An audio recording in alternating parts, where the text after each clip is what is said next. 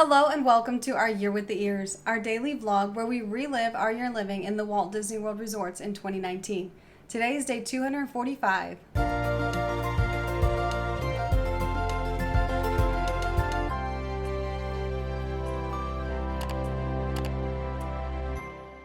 This morning I got up early and saw the calm before the storm out from our balcony here at Grand Floridian.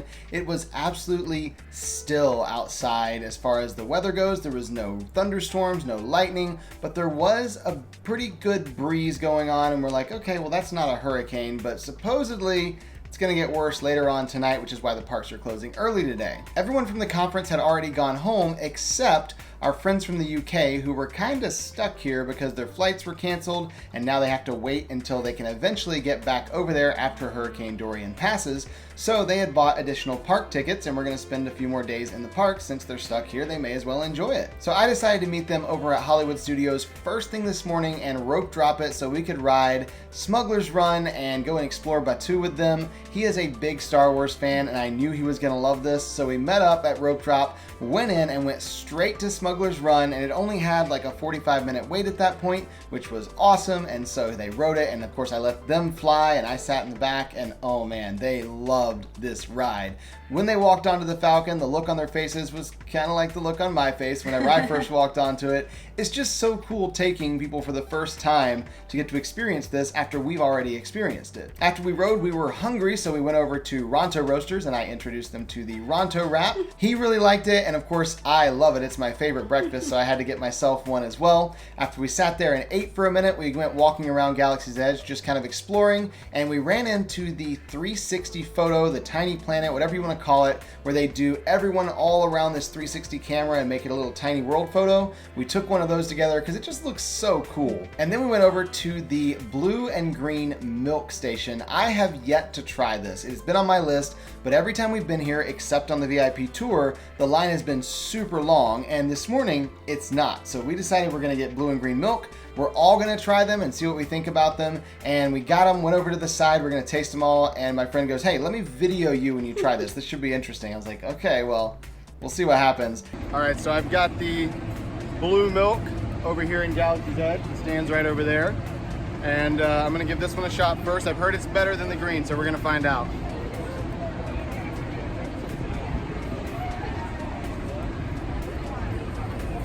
Okay, that's not bad. That's actually good. It's a little bit sweet. Got a coconut flavor. The texture is a little bit odd.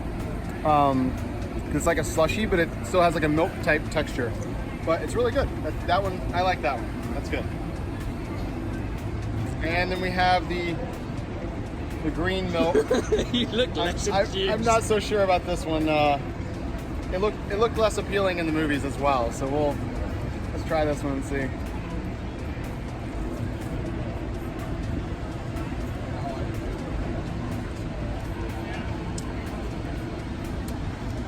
Okay, this one's not bad actually. It's not sweet like that one. It's almost got like a citrus flavor, but that's not bad at all. I totally drink that. Okay, I cool. will drink this. Which you prefer? I still prefer the blue. I think the blue, a little bit sweeter, a little bit better flavor, but I totally drink one of these too. So. Right next to where we were drinking our milk, we noticed a PhotoPass photographer came out, and I got really excited because I realized what this photographer was doing. They did not have a camera, they had an iPad, which means they're here for the new super zoom photo that they just rolled out for Galaxy's Edge, and I was so excited to get one. So I went over there and I got a picture taken where it takes my picture, then zooms out and shows the crowd level on that day, which really wasn't bad at this point, and then zooms back in. And then of course I had our friends get one of those as well, because it's just such a cool memory to have from the day you were there visiting Batuu.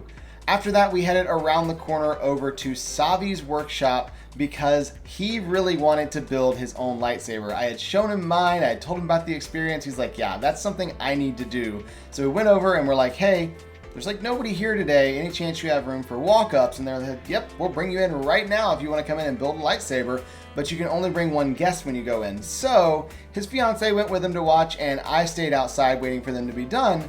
While I was waiting, Kylo Ren and two stormtroopers came up, and this was the cutest interaction ever because there was a little tiny Kylo Ren walking around Galaxy's Edge. This kid couldn't have been more than like 3, and he was fully decked out. And he walked up to Kylo Ren and was trying to like talk to him, and Kylo Ren was talking to the kid, and the stormtroopers were directing him. It was just so adorable to have this little bitty Kylo Ren next to the big Kylo Ren. After they came out from building the lightsaber, I asked him what he thought about the experience, and he's like, man, you did not oversell that. That was incredible. It was one of his favorite things that he's done this entire time. He loved Flight of Passage, he loved Smuggler's Run, but building a lightsaber was pretty close to the top of the list on everything he's done so far. We went walking around Galaxy's Edge a little bit more, ran into Rey as she was walking by, and then headed out over towards the launch bay out in Hollywood Studios because he wanted to get some pictures with the different characters while he's got his lightsaber. So we went and met Chewbacca and took a bunch of pictures with him. And then we went and saw Darth Vader, who apparently was not a big fan of the fact that he had a lightsaber and was kind of not threatened by him, but made it very clear he wasn't happy about the lightsaber. So we got a bunch of pictures with Darth Vader as well. And then we went next door to see BB-8 because he's always cute and always there and never really has a line, which, to be fair, nobody today had much of a line because there's really no one in the park. And through all of this, I did wake up after Robert because while he was up very early, I let myself sleep in a bit. And then I helped take care of my niece while my sister-in-law and brother-in-law were getting ready and just spent time with them talking and, of course, playing with my adorable little niece because she's the cutest thing ever. We all took the monorail over to Magic Kingdom, and of course, this is her very first trip to Magic Kingdom. And so we rode rides together with all 4 of us. And then I spent some time holding my niece while my sister-in-law and brother-in-law rode some rides. And this was a lot of fun for me because it was just one-on-one time to get to spend with her. She's a little older than the last time we saw her when we took some newborn pictures of her. So she has more of a personality now. She laughs a lot. It's so much fun. So we took tons and tons of pictures together. I walked over to one of the Dumbo rides and we took pictures in that. I just had the best time holding her while they were riding rides. And then when they went over to Seven Dwarfs Mine Train, I again held her outside there so they could ride the ride, and she fell asleep in my arms, and I really was just in heaven because she's so sweet, she's so cuddly. So I got to enjoy all of the late morning and early afternoon holding my niece and spending one-on-one time with her. While we were there in Magic Kingdom, we knew we had just a little bit more time because the park is closing at 3 o'clock. We got a notification from the Disney app saying, hey, Epcot is actually staying open till 7 o'clock tonight. They extended the hours, and we're like, well, we all have park hoppers. So as soon as Magic Kingdom closed, we went to the monorail and hopped over to Epcot. And since Robert was at Hollywood Studios, he walked over and met us there so that all of us could spend a few hours in the park here. We met up by the International Gateway and the bridge to France there, and there was a photo pass photographer out, so we took a bunch of pictures of all of us together so we'd have something to commemorate us being in the park together. But we really didn't have any plans to ride any rides. We do have, a couple-month-old baby with us, so some things are off limits, like, Mission Space or Test Track. So we just decided to walk around the park and enjoy being here in Epcot with basically nobody else here. There was a little bit of a crowd outside waiting to come in whenever they got here, but even that kind of dissipated really quickly once you got inside the park. It's just such a big park with so few people here because of the hurricane scare. After we walked around Epcot for a little while, kind of looking at everything and walking through stores and stuff like that, we all decided to head back over to Grand Floridian. So we caught the monorail back to the TTC and then caught the other monorail to the Grand Floridian, got off the monorail and heard something we've never heard in the Grand Floridian before.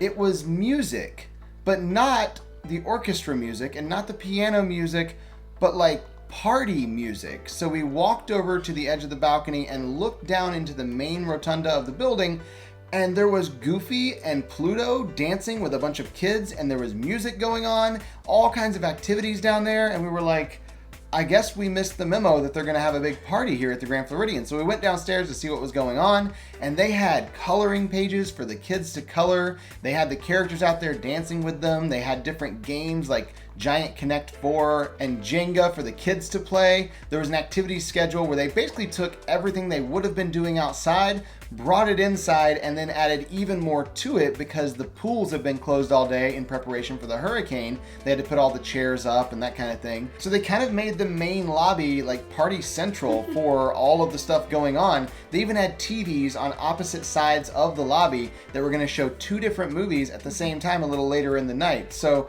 I was really impressed. We did ride out Hurricane Irma at Saratoga Springs a few years ago, and that was really cool. But being here at the Grand Floridian, I wasn't sure what to expect, and they really pulled out all the stops for this hurricane. While we were walking around just seeing everything that was available there, Winnie the Pooh and Tigger also came out, so we took some selfies with them. They were more than happy to oblige.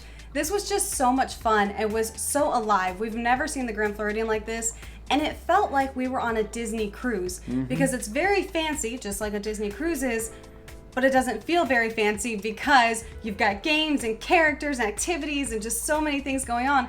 It really did feel like we were on a cruise ship, which was really awesome because we haven't been on a Disney cruise all year. Of course, we miss it. So this was just a really fun experience for us. Also, while we were in there, they announced, hey, we have opened up the arcade. We won't charge for any of the games. Since you can't do any of the activities outside, like the pool or the poolside activities, we've opened up the arcade. There's no charge for the next couple days. Play as many games as you want. I'm like, well, that was really awesome of them. Then we went over to see if we could get a snack at Gasparilla Island Grill, and there were actually quite a few people in here. I think everyone was trying to stock up just in case we can't leave our rooms. And they had several snack packs ready, one for kids and one for adults. And this was really smart because we do know that they did shut down the kitchen when we stayed at Saratoga Springs a couple years ago. And so you did have to stock up and make sure you had everything you needed because we weren't allowed to leave our room. So they did the same thing here just in preparation for that. Thankfully, we do have that full kitchen because we have the Grand Villa here at Grand Floridian. And so we are able to cook if we get any of the pasta or anything there. So this was really nice because we do have a full kitchen. Anything we need to put in the fridge, we have that ability. We decided not to get those ready to go boxes because those are really for people in hotel rooms that don't have a kitchen. Instead, we just went to the gift shop that has all the food and stuff there on the first floor of the Grand Floridian and got some pasta and stuff like that we could cook in the room, and we were all set. We didn't have to worry about buying the individual packaged meals and all that. We could just buy some groceries and cook, which is super cool. We headed back over to the Villas building because that's where we're staying, and when we got in the lobby of the Villas building, they actually had Mary Poppins Returns playing right there in the lobby. They had another one of those TVs just set up. I don't know how many of these things they have, but they're set up all over the property apparently. We went upstairs to our room to go ahead and start cooking dinner. When we went to the stove, that's when we realized that the stove in the Grand Villa actually has a hidden Mickey on it, and we totally missed it before. So we cooked dinner and we all sat around eating and kind of reminiscing about the day and making plans for tomorrow because it does look like they're probably going to open the parks as usual tomorrow. We're not 100% sure, but it's looking that way where the hurricane's tracking. And then after that, Alyssa really wanted to do a little mini photo shoot here in the room. It's very difficult for us to do a photo shoot because it's just the two of us, so everything we do is basically selfies, unless we do like a self-timer with a stand, and that can be a lot of work. But because my sister-in-law and brother-in-law are here, we have someone else to take pictures for us, and so he was more than happy to take pictures. We took so many pictures. Robert and I went and put our Star Wars onesies on. Then we went and got all of those snacks we've been getting from all the Halloween parties we've been to so far, which were a lot, by the way. And we completely surrounded ourselves with snacks and some of the Pop Secret popcorn we've gotten, chips and salsa, all these things that we have. We completely covered ourselves and just took a picture in that entertainment room. And this was the perfect place to do it. And this was just a lot of fun because we're just in the Grand Villa for as long as we need to be. We've got plenty of space for the 5 of us to be in here. If we need to spread out a little bit, great. If we'd like to be together, also great. And so this was the perfect place to be huddled in if we're gonna be here for the next day or two. And so we had to commemorate this with a fun photo shoot. After we took tons and tons of pictures, did some boomerangs, we did turn on The Adventures of Ichabod and Mr. Toad, which I had never seen before and was very confused by the end of it. But I did watch it, and now at least I know the story, so I guess that's something. You know, when you eventually ride Mr. Toad's Wild Ride, it will still really not make much sense because it's just kind of a goofball thing. And then the Headless Horseman is so cool at the Halloween party. All the times you've seen him, now you know where it comes from.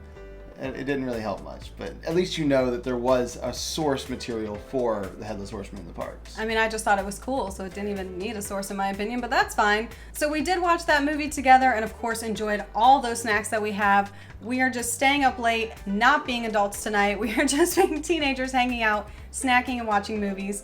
And that was the end of our day today. So we'll see you tomorrow for our Year with the Ears.